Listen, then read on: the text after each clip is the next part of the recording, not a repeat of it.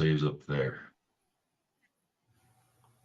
Hey everybody, Jarad here, Paws Saving Paws. Really excited today. We have Barbara Jean with Doggie Wow. She's going to talk to us today about doggy training, all about her background, her experiences, and everything she's done in her past. She has over 20 years of experience in the field, starting from high school. One of the things she's going to talk about is how she actually was able to bring her dog to school with her in high school on the bus.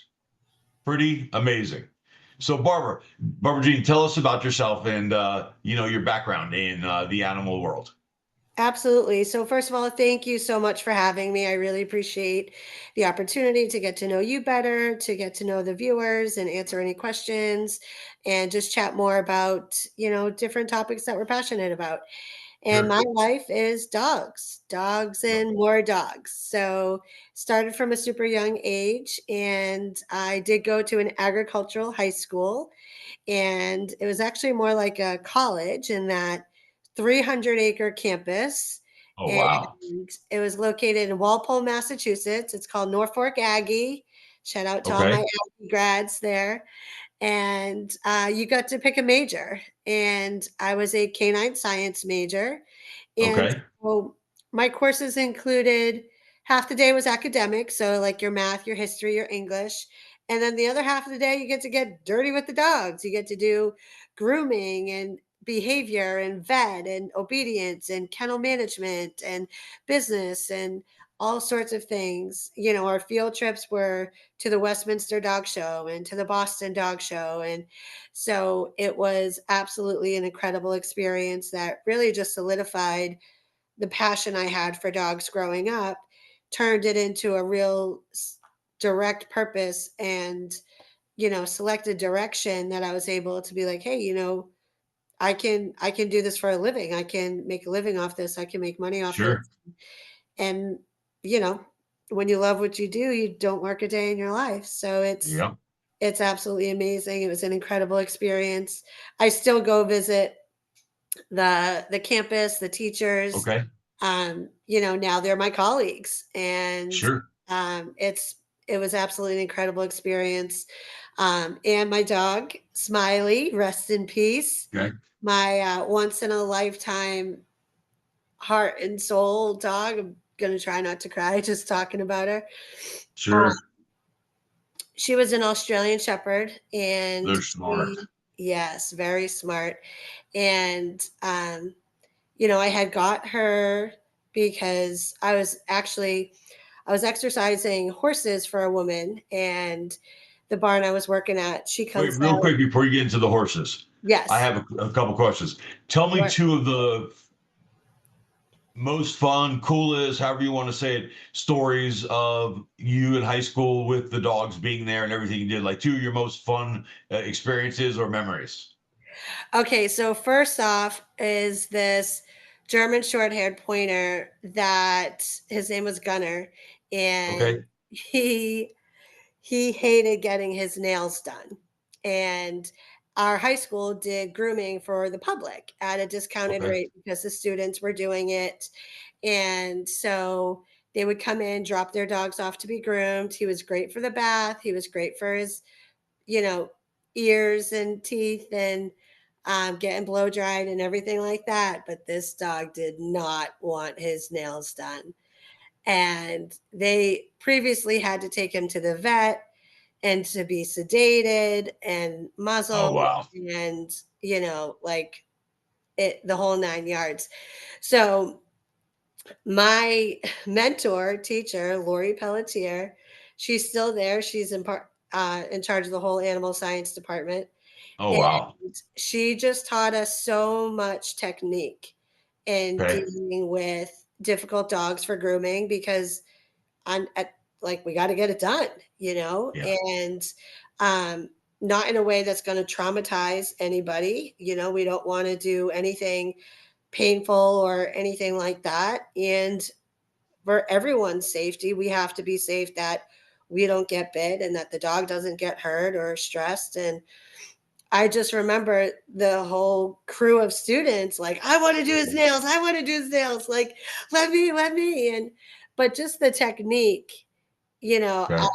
I'll always remember. And to this day, I am known for being able to do any dog's nails. And So wait, what was the secret? I know when I see grooming, they put some dogs in that thing where they're sort of hanging, yep, right? that And their is four one legs go thing. through. Yep. So the biggest, most important thing is that you control the head because that's where all the teeth are. So Okay. if you can control the head, you know, if he's on a leash or a noose on a table or whatever it may be, um, we ended up doing him in a door. We put the leash Okay. in a door, Okay. and it was against the wall of the tub. So his head's up by the door, his body's alongside the wall, and so we're able to use that to kind of squeeze, push up against him in the wall, and you pull the dog's body back far enough that if he goes to turn to bite, he can't get you. The other Okay. thing, and this connects with horses, is you want to do your dog's nails the way you would clean a horse's hoof, and that Okay. is facing the back side of them, Gotcha. facing their tail. Okay. So, Away from the feet, back feet, what's that? not behind the back feet, like So looking you, towards the back feet. I'm saying not yes. that. Well, yeah, no, you want to be facing the opposite direction of the dog. Think of it. So Okay. Gotcha. the dog's facing this way, I'm facing this way, and you're going to pick up their feet the same way you would a horse. So you actually pick the foot up from underneath and you pull it Okay. underneath their stomach or out behind their rear end because they don't want to see it happening. If you Gotcha. pull, if you're facing them and you pull their paw up right up in front of their face, and then you try to clip it, they're going to start screaming before you even touch them because they can see the clipper coming. Sure. You don't want to see that. So you face opposite direction, squeeze against a wall. That also helps with their nervous system and just kind of like that squeeze therapeutic pressure. Sure. It's almost like a shoot, right? Like, and we do that with cattle too. It's Okay. agricultural high school. We learned a lot with livestock and cattle, beef cows, dairy cows, all of that. When you're Okay. moving, you're doing exams, you're doing vaccines, we put them in a chute. It just minimizes their wiggle room, right? Gotcha. So by using a wall, you're able to press the dog up against there, minimize the wiggle room, stretch their body out so that their head's not able to turn around, and if they do turn around, they're going to get your back, not your face, because you're facing the back of the animal. So if they Gotcha. do turn, they get your back, not not your face, which is really important. So when you pick up Sure. their feet, you pick it up just like a horse, you stay underneath and pull back. You don't want Okay. to pull out to the side, right? Like, Okay. and a lot of people make this mistake, especially on their front legs, but their shoulders don't rotate like ours do. We have Okay. our joint is like a rotator's cuff, right? So we're Yes. able to make full circles. Their shoulders don't go that way. So when you pick up a dog's front leg and you pull it out like a chicken wing to cut his nail out here, he's gonna pull back and hop away because he Because it doesn't hurts bend it, probably. right? So just learning how to, leverage the body in your environment and to be able to do a dog like that that's difficult or potentially dangerous. You leash them, head real close to the door, push against the wall, stretch their body back, face backwards. And, it's just the technique is incredible because it served me ever since. And I can do dogs that nobody else can do, Oh um, wow. without having to be sedated, without having to be heavily medicated or muzzled or at the vet with Right. 6 people tackling them and all stressed out. Like, learning the dog's body language is hugely important too. So I'm not going to fight with you, but we are going to do this. So, Right. I'll wait till you stop kicking and kicking and kicking. Just like, are you done? Okay, now we can keep going. Not getting, manhandling them and getting physical back and anything like that. But I'll wait. That's fine. Right. We are doing this and we're doing all of them today. Right. So, but Gotcha. this dog Gunner, a German short hair pointer. He was like the dog to learn on. And she's like, if you can do this dog's nails, you can do any dog's nails. Because even in Sure. her career of 30 plus years at that time, he was her most difficult dog. So Okay. she's truly, if you can do this dog, you'll be set for life. So Gotcha. um another nail story is pugs hate their nails, like notoriously. I Okay. swear it's genetic. They absolutely hate their nails, and they're difficult because of their size and their face. You can't muzzle them. You scruff them, and their eyes are popping out, and they're like, ah, they're these crazy little things. But same concept. Sometimes it's a two-person job if one person's holding, but that Okay. hold, the way you do a horse, is really key in keeping yourself safe, keeping your face out of their bite zone, and Right. them being comfortable tolerating that physical motion that we're putting on them. Because if it's uncomfortable just holding it, then they're certainly not going to cooperate for the actual nail clipping. Right. That makes sense. That And was what would you say is the most fun memory you have of high school with the dogs? we had we so many things. We had dog shows in school that we competed against each other in. That was incredible. We had grooming competitions where, Okay. um, anything from haircuts to dye to shaves to show grooming. We Right. did um, we did a haunted hayride, which the dogs weren't involved in, but the Aggie itself was an incredible experience. Okay. We had, all sorts of, like, we had horses, cows, pigs, goats, sheep, everything. Wow. One of the things I love, it's not dog related, but um, when we were breeding the sheep, the ram, we put a crayon on his chest, like a Okay. colored crayon. And so every ewe that he mounts, he ends up marking her with that colored crayon. And Okay. certain and then like week 2, we switch it to a different color. So we do red the first week, green the second week. So then you can tell the due date as to when that female was bred. But then you look Interesting.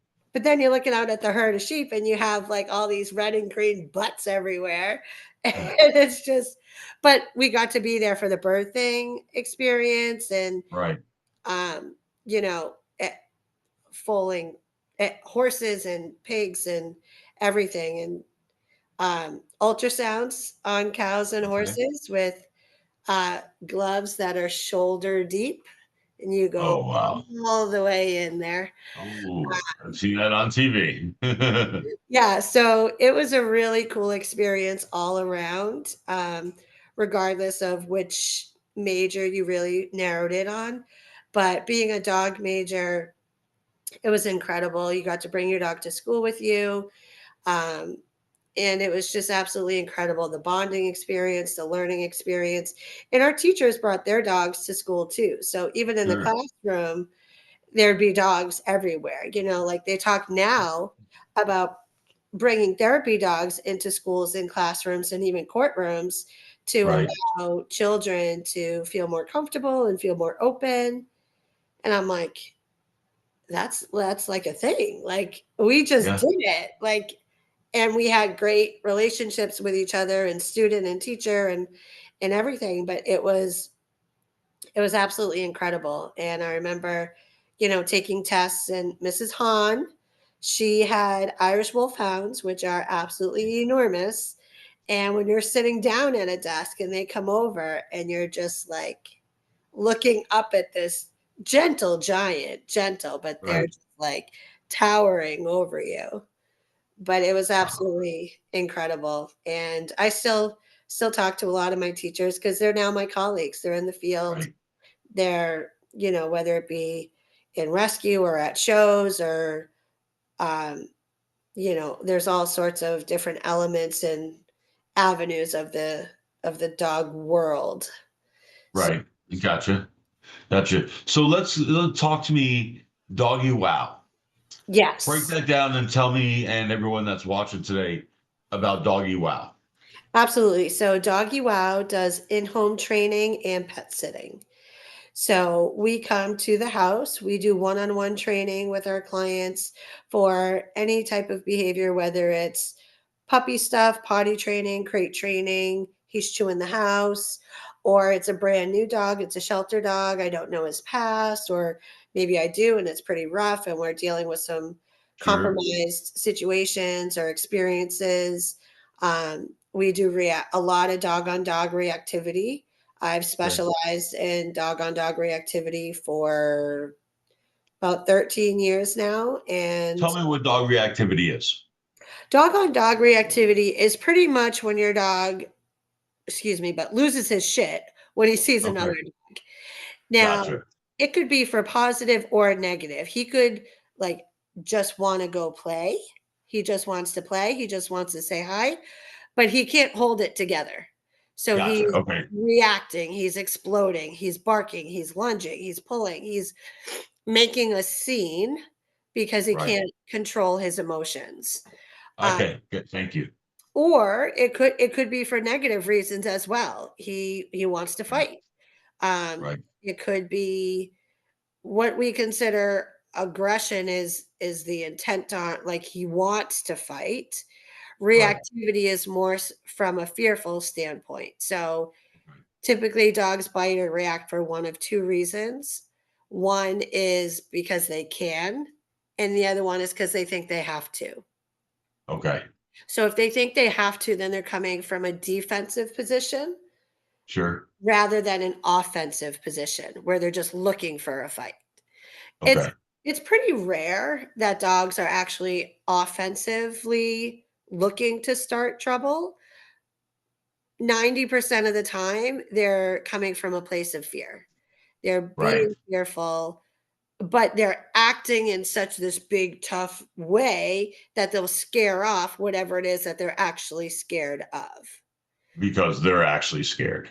Yes, they are scared, whether it be, you know, something that happened with a previous owner or an experience as a puppy, or, and this could be with dogs or with people that they may be, quote, reactive to. Um, Okay, and it's just the dog's inability to control their emotions and they're acting out. It's essentially a temper tantrum okay, and it works most of the time because they blow up, whoa, whoa, whoa, whoa. And then the person or dog retreat, they go away and they're like, oh, okay. I just gotta flex a little, act big and tough and then intimidate, and then everybody leaves me alone. 'Cause they know gotcha. how to deal with socializing appropriately or managing their energy levels. They could be overexcited, they could be nervous, they could be a whole host of emotions. So, if I Right. act this way, I get space, and then that alleviates the stress that was put Okay, on me. So, gotcha. it's ultimately we're teaching them to recover from that is teaching them coping skills and how Okay, to deal with walking by another dog. Now, you don't have to like him, you don't have to play with him, you don't have to be best friends with him, but you do have to not make a scene. right. You do have to not be blowing up and ripping my arm off and dragging me across the street and making it impossible to walk you on my own in the middle of the day when there are other people and dogs out. Okay, So gotcha. you don't have to be, you know, best friends with the other dogs, but you do have to not make a scene and be polite enough, respectful enough of me also to walk with me and just mind your business, stay with me, Okay, keep it moving gotcha. forward. Right, So that's a lot of our private training is focused around that. That typically is a big reason as to why people are reaching out for help. They've right. reached a level of frustration or embarrassment. They feel ashamed or guilty. I know he doesn't get enough exercise, but I can't walk him because he's just crazy. Like he just Yeah, loses it. Anytime he sees dog could be 100 yards away and he's like losing his mind and I can't hold him back and it's not enjoyable. People are looking at me. I feel like, oh my gosh, like this, like he's friendly, he's a good boy, I swear. Like, They're and they, like, we need to call Barbara Jean and yeah, Doggy Wow. yeah. So that's a lot of what our private in-home training Okay. focuses on. And then our in-home pet sitting allows us to provide care and coverage for you when you go away. Okay. So if you're going away on a, whether it's a business, personal or professional trip, business or pleasure, you're going away and your pup can't come with you. Instead Okay. of having to board them at maybe a cold, loud, stressful kennel scenario, I come to your home and I can do multiple visits throughout the day where I come potty, hang out with them, feed them, medicate them, play with them, exercise them, and or I can do overnight visits where I essentially move into your house for the week that you're gone. And that way Right. I'm really able to replicate your dog's regular routines and keep them as close to normal as possible. So Right. we're minimizing the amount of stress. Your dog might not travel well. Your dog might, be a little nervous in new places or with new people or with loud sounds, right? So all of Yep. those things are just add more and more stress if you bring them to an unfamiliar kennel with new people, with loud other dogs around. And then as the owner, you also have the personal responsibility of, okay, well, I got to pack up all this stuff. I got to get him to the kennel. Drop off is between 8 and 9, but my flight's at 11. And like trying to coordinate everything. Sure. It's just so much easier on everyone to have in home pet sitting coverage. The dog's not Yep. stressed. I mean, he's going to know something's going on, obviously, that you're packing and you're leaving, but there's not as much of a risk of, really stressing the animals out when you are gone. So Yeah, we when I lived in Houston, that's when I had Blue, who's actually the English Bulldog in the logo. Whenever I went anywhere, he didn't come because he normally flew everywhere with me, drove everywhere with me when I was on the road working and going from city to city with different. I worked in the college education system, and when I when he was home, he had the sitter that came, stayed at the house, and was with him all the time, and it always worked out great. Yeah, it's really a win-win all around, I feel. And, sometimes it really fits any age bracket. I mean, super young, they're going to need more attention, more potty breaks, more crate training, or, more consistency. They're on a strict schedule. They eat 3 times a day, so on. Or, uh, you know, at the other end of the spectrum, you have an older dog. They end up going back to the same schedule of needing to go out more frequently. Maybe they're eating more, or they need meds, or, stress can take a lot out of them mentally and physically. So, especially older dogs, just allowing them to stay at home in their own environment where they're comfortable. If that's an option, I would go for it for sure. Yeah, I couldn't agree.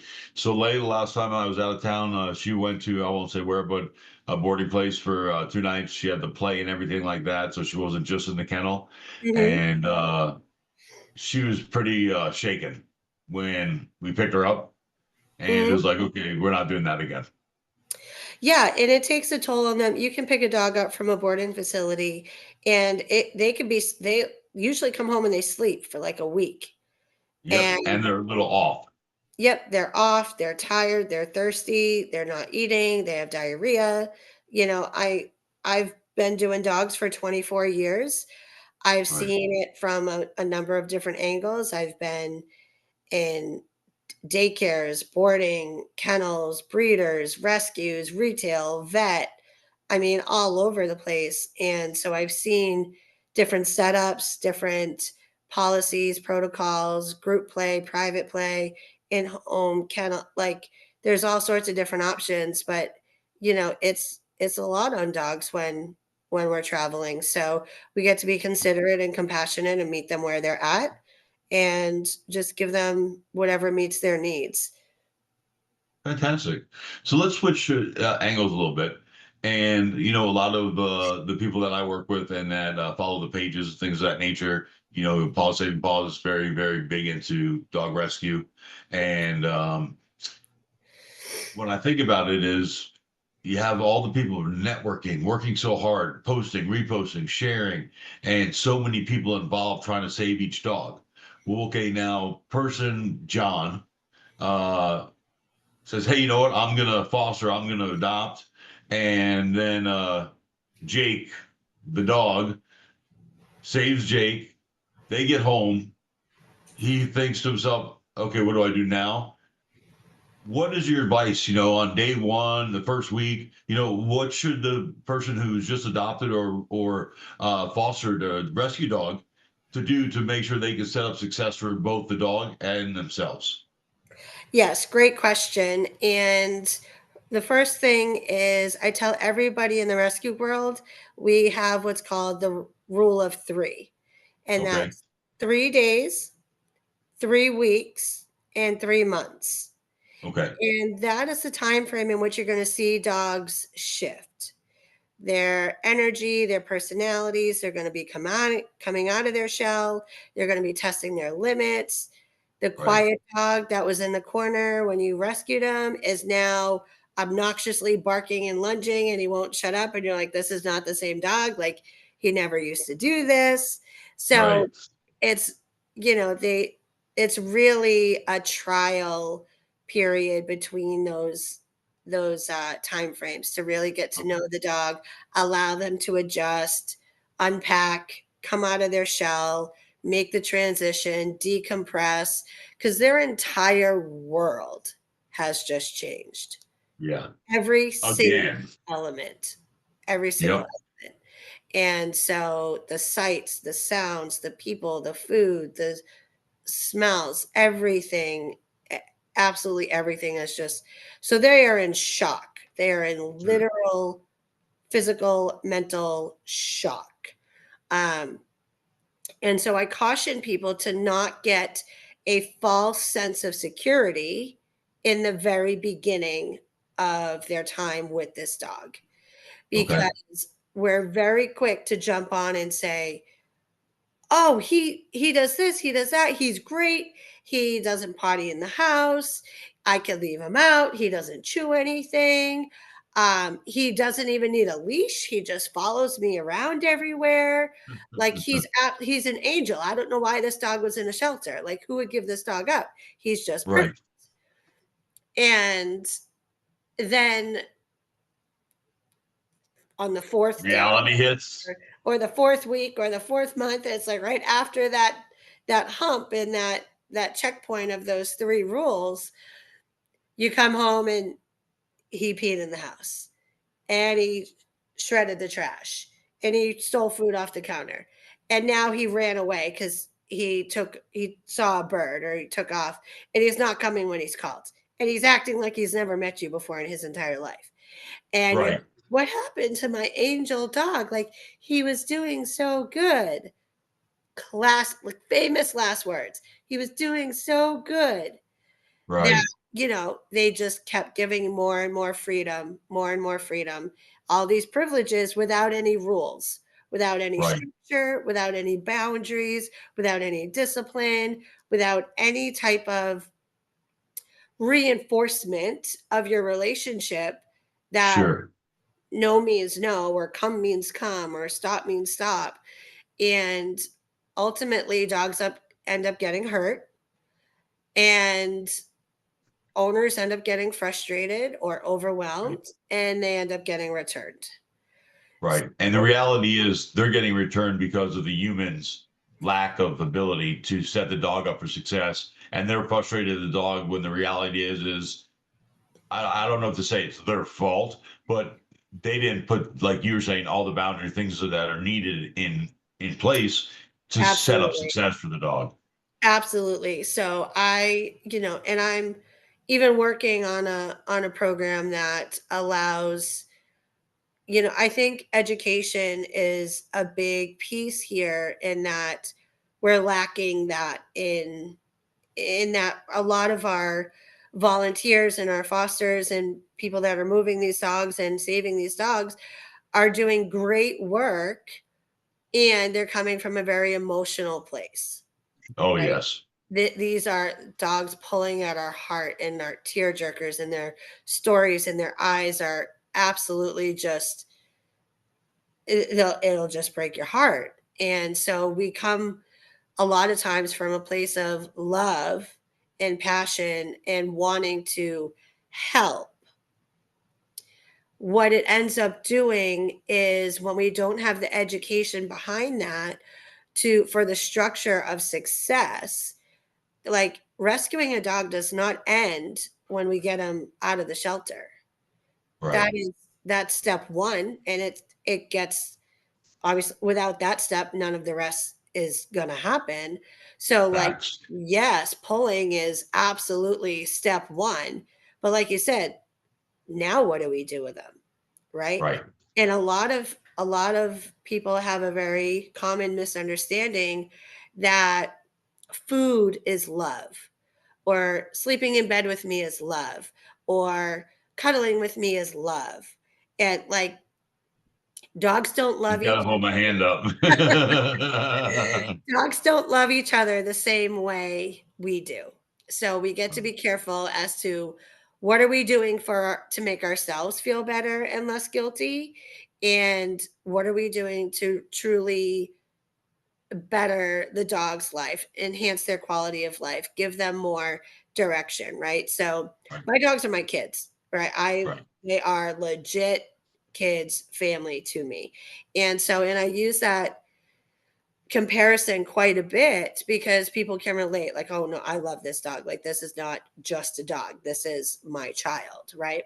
Yep. Okay, so you bring a brand new newborn baby home from the hospital. Do you put him in the middle of the living room and let him walk around and do whatever he wants? Not even close. No. Like, and he doesn't even get a king size bed or a queen or a twin or a single, or like he gets a crib.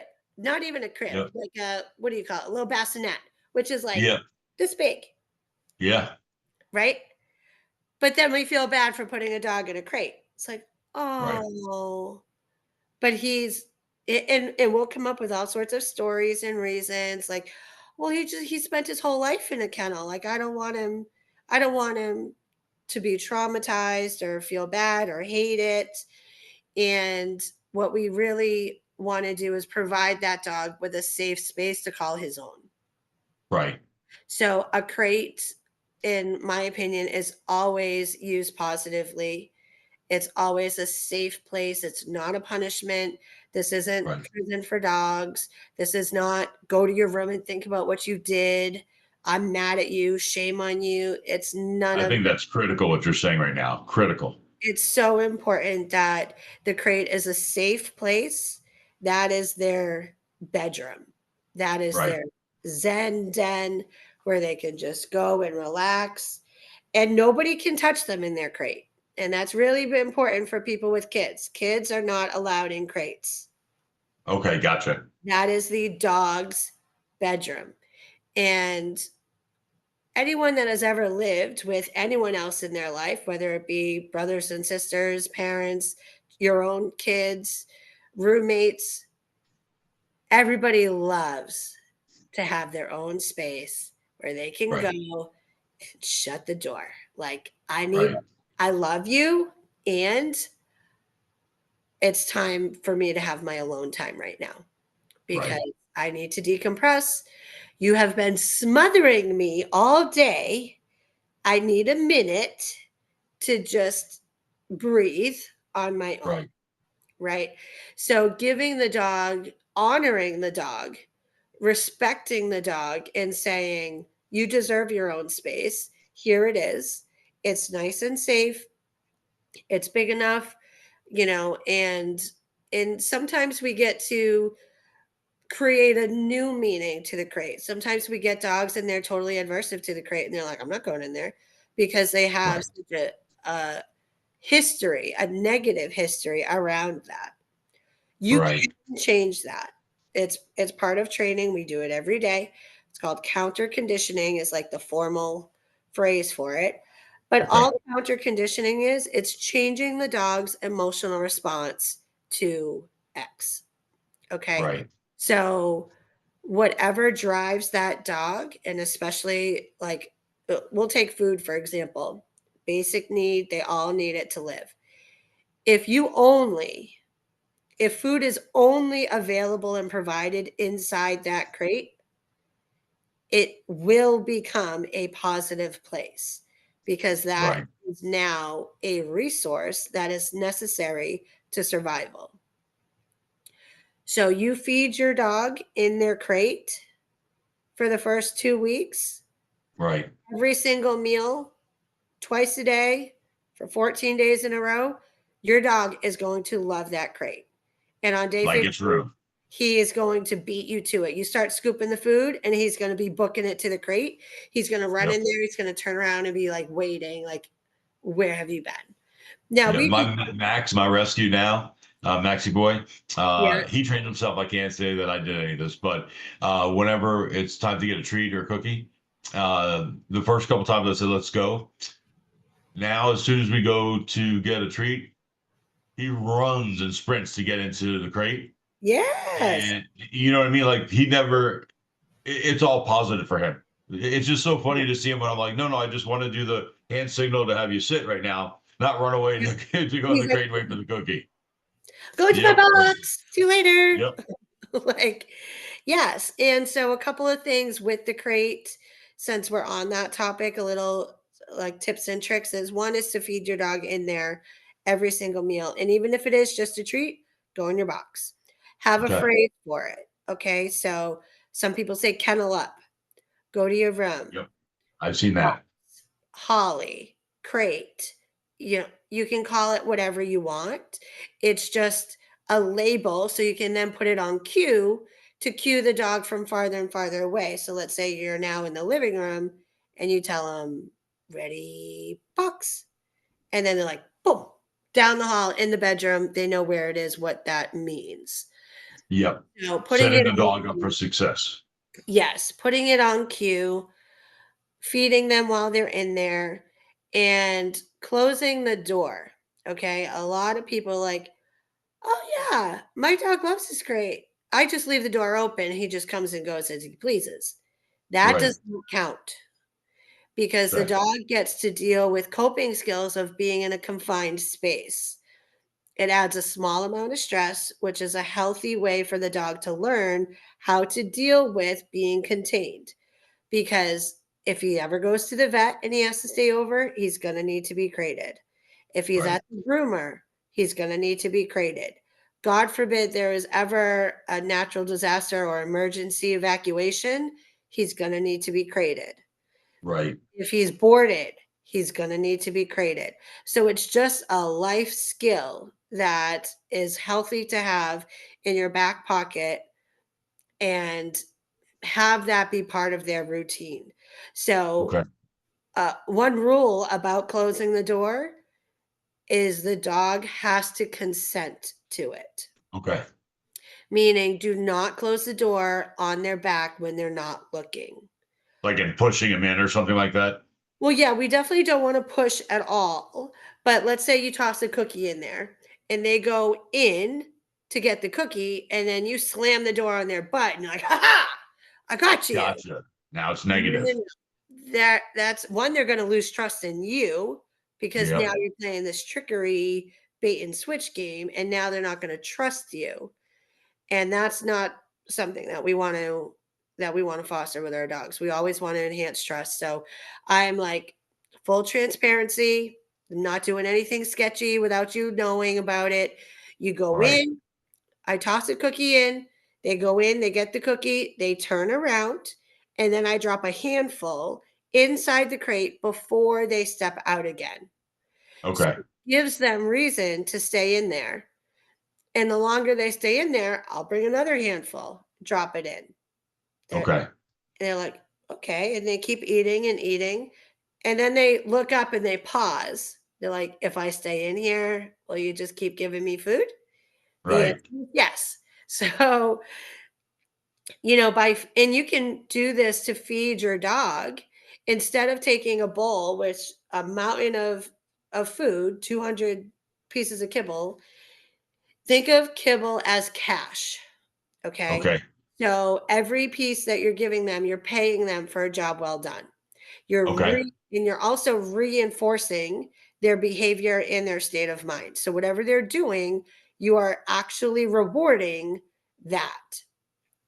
If they're barking and jumping around and being hyper and spastic and you feed them, guess what the dog's going to continue to do? Exactly. Because that's what he gets paid for. He's like a performer. He's like, if I Yeah. dance and put on a big flashy show, I get rewarded. So that must be what you like. They do what works. So Right. if being calm and quiet is the only way they get fed, then they're going to be very calm and quiet, right? Right. So if I teach a dog just through pattern and repetition, you go in the box, turn around, lie down, handful of food. Right. You stay in there, you stay laying down, another handful of food. So I'll hold that bowl with 2 cups of kibble in it. I'll toss a couple pieces in, they turn around, handful. Okay. They stay in, handful. If they come out, that's fine, but you're not getting any food. Right. So they're going to start to problem solve like, how do I get this? And they start offering behaviors. They're like, Right. They last might just go sit in the crate waiting and hoping you're going to bring them food. Yes. Yep. And so they'll start to figure out last time he gave it to me, I was over here and I was laying down. So let me try that again and see if that works. Right. So then when they do, they're like, all right, I'll go back in here. And you're like, yes. And then you give them hint. They're like, oh, okay. So it Yeah. has to do with this box thing. Yep. So just building that positive association and through repetition, repetition, repetition, repetition. By hand Gotcha. feeding them, it allows you to get a ton of repetitions in very Okay. quickly and very consistently because we all know you're still going to feed your dog. So Yeah. making him just work for his meal, using that window of opportunity as leverage to bond with him, to build trust with him, to build respect with him, to lead him, and teach him that this is a good place and it is a good thing. Right. That's I huge. gotcha. And then, so they cookie for going in, you turn around, cookie, lay down, even more handfuls. Now I'll close the door because they're facing me, they can see it, they're not scrambling to get out, they're holding back. Now, once I close the door and it latches, Yep. handful push through the wire or whatever Okay. the door is because I want every move and sound to have a positive association. So you hear that latch and more food is coming. It's Gotcha. not like the prison gate that like boom, like closes behind you and you're like in there indefinitely horribly depressed, Freaking out. right? Like it's a good thing. And we want their energy to be fairly low because we're containing them. I don't Okay. wanna get a dog super amped up and excited, and he's jumping and he's spinning around, and then I would say, "Hey, go in this small area and don't move." Like, Right. "Well, what'd you get me all worked up for then?" Like, I Yeah. wanna be celebrating his moments of going in there, but doing it calmly. "Good boy. Look at you. Nice Right. job, bubba. So good." Yep. Like, as opposed to, like, getting him all amped up and then asking him to stay still and quiet, especially if I'm gonna be leaving, because now Right. I'm leaving him with high energy, and that high energy is gonna turn into anxiety, nervousness, Stress. stress, destruction, Yep. barking, trying to escape. If you leave a dog sleeping, he's gonna stay sleeping. Right? Right. If you leave a dog anxious, he's going to get more anxious. So they're going to continue doing or even escalate wherever you leave them. So it's important that they go in and they learn to settle. So Gotcha. we in the dog training world, we saw a huge shift once COVID happened because now we have what we call COVID puppies. And these are dogs that have huge separation anxiety because they've never been left alone because everybody Right. works from home.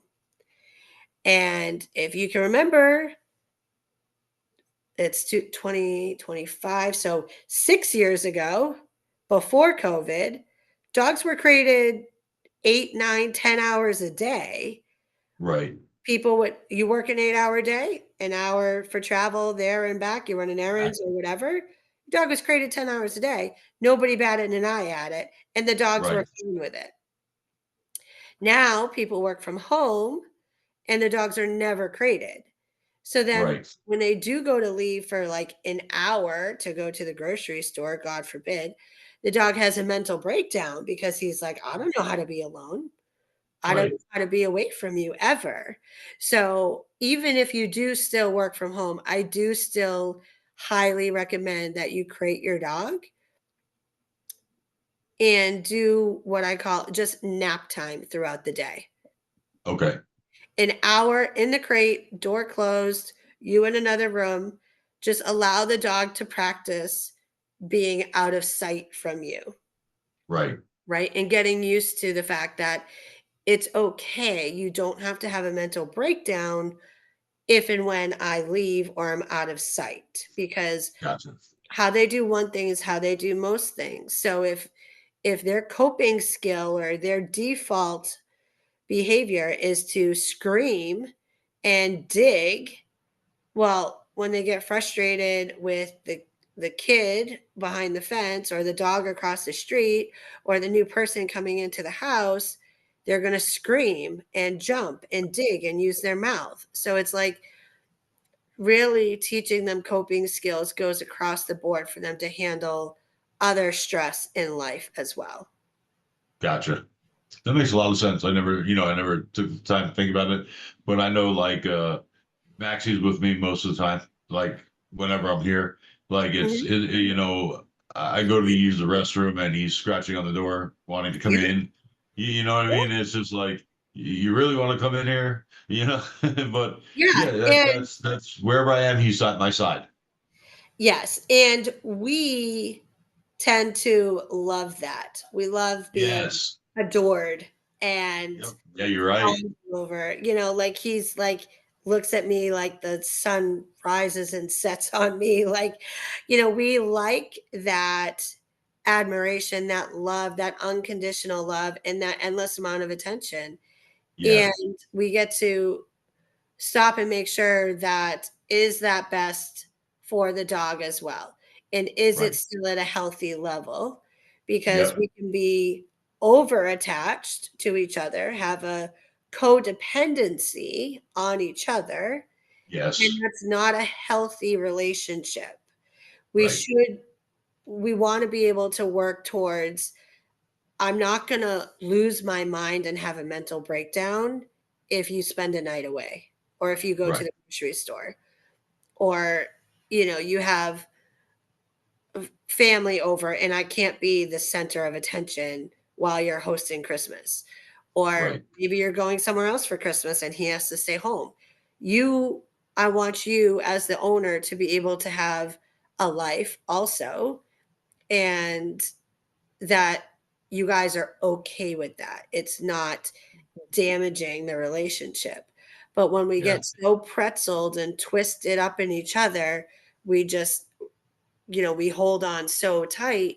It's like, oh, I can't. I got to get home and feed the dog. Or I can't. The dog's home alone. I got to get back to him. And it's like, Yeah.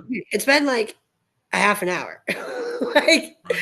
Yep. so we want to Well, set the dog up for success so that he's able to handle any given situation. And it really truly starts with great training at home, having right. structure, positive association. You go in there, you relax, door closed, no big deal. You sleep in the Right. crate overnight, you're in a crate when you're left alone or unattended when I leave the house. Right. And, random nap times throughout the day if I am home. Yeah. And especially, I have to say this as well, any multi-dog household, in my opinion, mandatory crating for safety reasons. Right. They could be the absolute bestest of friends. and I want to keep it that way and Yeah. let them have their own space. And I'm not going to risk anything when I'm not there to intervene or supervise or prevent or run interference or anything like that. You just never know. And Right. I've been in this industry for 24 years, and I have seen and heard horrific, horrific stories. And these are all good dogs that Right. hadn't had an issue before and never did anything like this before. And it's just not worth the risk. You Yeah. know, No, it and makes perfect sense. he's if he's going to be sleeping on the couch the whole time you're away anyways, then he can sleep in a box. It's the same Yeah. thing. It's just Yeah. how we feel about it. Yeah. You It's know, more the human emotion, not even the dog. absolutely. And Yeah. we get to remember too, dogs, as much as we call them our kids, are not human, and they do have different needs and different psychology, different Right. pack dynamics, right? So a dog is very different in their living situation than people are. People like square footage. They like Right. big houses, they like big rooms, they like to spread out. Dogs live in dens. Okay, little itty bitty little holes, caves that they feel comfortable in. They seek Right. shelter in small, tight, dark spaces. Interesting. Okay, so if by not offering your dog a crate, which is a safe place, that is his den, with Yeah. offering that, it's really not honoring of the It's dog. a disservice. Yeah. That's his culture. That's his belief. That's his religion. That's his routine. That is part of who he is and what makes him feel comfortable genetically as a canine species. Right. Survival is necessary and to seek shelter in small, dark, tight spaces. So Right. when we do not supply that for a dog and expect them to think that a 3,000 square foot home, it's a beautiful home. That's I'm not saying it's not, but it's not what the dog needs to feel Right. comfortable. In the dog Right. world, the more square footage, the more responsibility. Yeah. Now I have to protect that. Now I have to patrol that. Now I have to go around and start pacing. And it's all this, it's too much freedom creates Right. anxiety, Gotcha. right? So really Yeah. narrowing that down, because if you think about what do dogs do when they do get scared? They are in the tub. They are under the bed. They are in the closet. They go under the Behind the table, couch. behind the couch, under the table, under the desk. Like they're seeking shelter. That is Right. that they're wired like that. So in in my opinion, in the best way that we can honor the dog and respect them is to provide what they need and Right. get out of our own way and out of our own head about feeling bad about it being a small space. Gotcha. No, that makes perfect sense. And the way you broke it down, I really, really enjoyed because it makes very, very good sense. And it's like I said, the way it was broken down piece by piece and why Yeah. is extremely helpful. And the size of the crate is important too, especially if you're dealing with any type of puppy or potty training, or he's messing in his crate. Chances are the crate is too big if he can Okay. potty in the back and then still sleep in the front. Because they Right. don't potty in the den, they go outside because there's not enough room in the den.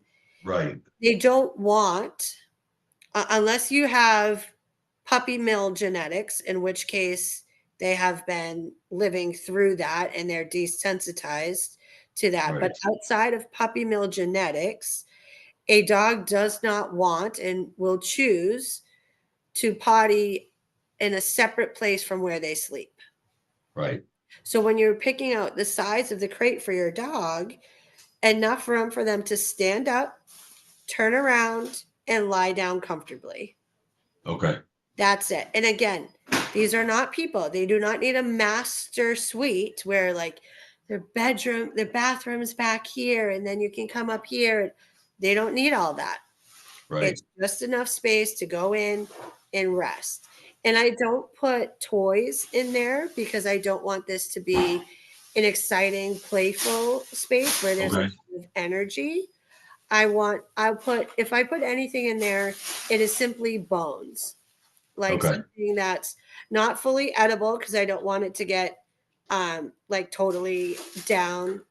Not, I mean, obviously it's To edible. where they can choke. Yeah, not something that's quickly gonna be shrunken in size. So something Okay. like an antler is a great thing to have in there because it's Yep. big enough. It's not a choking hazard. They're not gonna get it down to be a choking hazard in the 5 hours that you're gone, right? Right. Whereas like a bully stick is soft enough that they're going to get down on that, and that can get small very quickly. So I don't leave anything that is a potential choking hazard. And a lot of toys are, believe it or not, like all your squeakers are the exact same size as their Right. esophagus.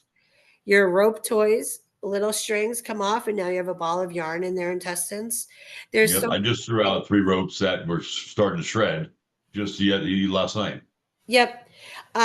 There are really good like Kongs and Kong alternatives that are like a really hard rubber that you can put food in there, you can freeze them. So like it's kind of like a it's a way to keep them busy a little bit and something to Right. do while they're in there. But again, we this isn't like an arcade. We don't want it to be like pew pew pew pew like all this other stuff going on. Like just go in there, take a nap. It's like, a spa. There's not Right. a TV on at a spa. There's not a lot of like flashy stuff, right? It's Right. literally Just music. going in, calm music, dim the lights.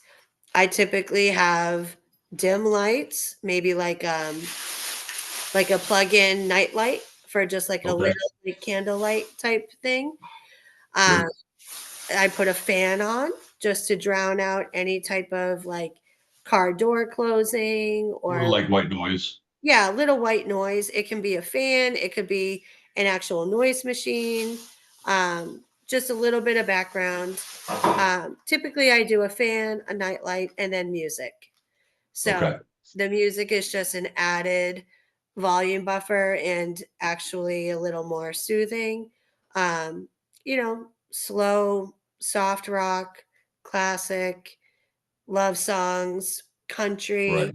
something that's just kind of like slow and soothing because I don't Sure. want the dog to be nervous about like, "Ooh, I heard that. Ooh, what was that? Ooh," like Right.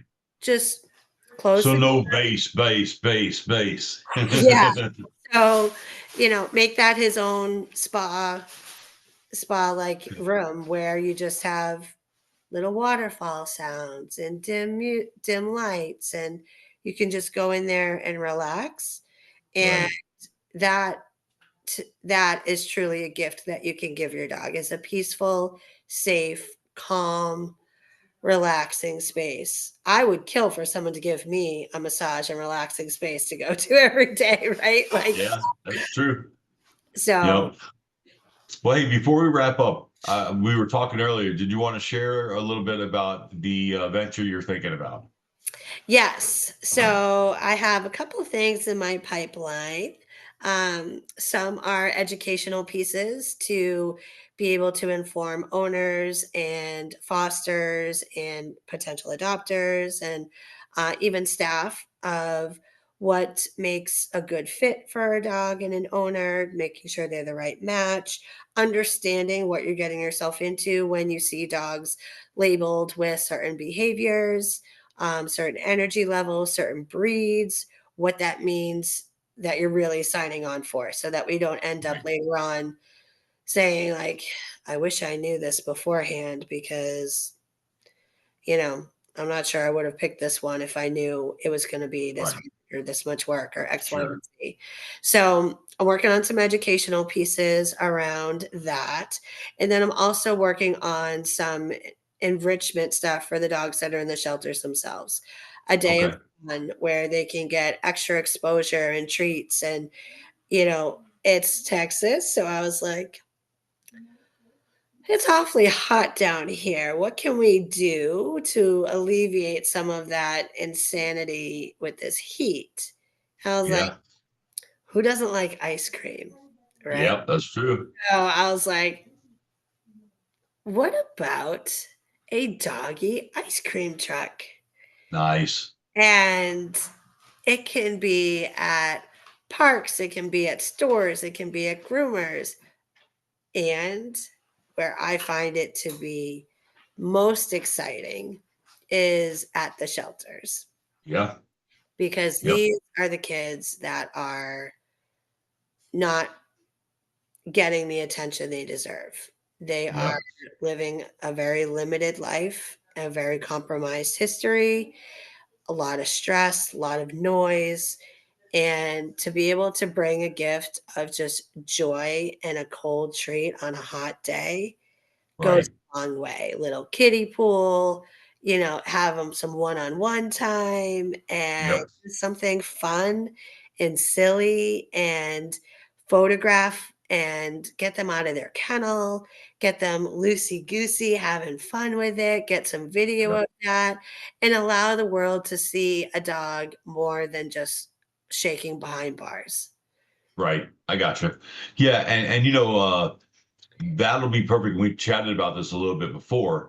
Is that every Sunday we go live on TikTok with the Dogs on Euthanasia list for Monday at Yes. 3:15, and maybe having a ice cream day as well. We bring them treats and all types of really good stuff. This week, actually, we're bringing toys too, Nice. so that way we can try to give them as much joy as possible, because we never know how much time they have, and we want to make it, even if it's 5 minutes of eating a pig ear, that's 5 minutes of happiness, and we try our Absolutely. best to do anything we can to make them so to speak, smile. Yes, 100%. Yep. All right. Well, guys, thank you so much for joining us today. Again, Barbara Jean with Doggy Wow. Hopefully, really soon with the ice cream truck, and for the dogs, which would be amazing. The educational resources too. And thank you so much for tuning in. And I will have information for Barbara Jean's Doggy Wow. I'll have a link as well on my link tree at www.linktree.com/paws saving paws, where you can find all of my socials platforms, all of the YouTube channels, the fundraisers, the website, and everything. So thank you so much for tuning in today. And I hope you guys have a great day and that you learned a lot, because I know that I definitely got to learn a lot today. Thank you. Thank you, Barbara Jean. Thank you guys so much.